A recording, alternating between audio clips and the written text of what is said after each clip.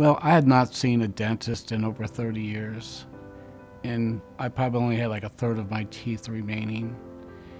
And when it's very pervasive and everything you do is to keep your mouth shut, and not because you don't have anything to say, but because it just looks awful and you're so embarrassed, that I decided just to take matters into my hands and go and get them fixed.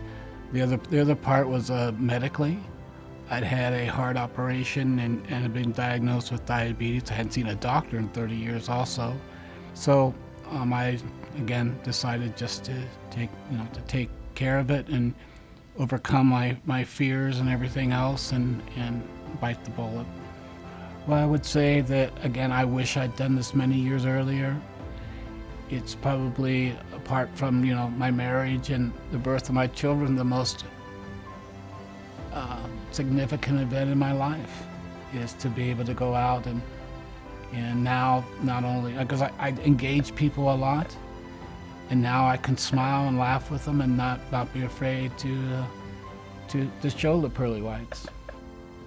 Yeah, I'm 66 years old, and and I wish I had done it 20 years earlier, but I didn't, and so now I tell my wife that now not only do I have a trophy wife, but now she has a trophy husband.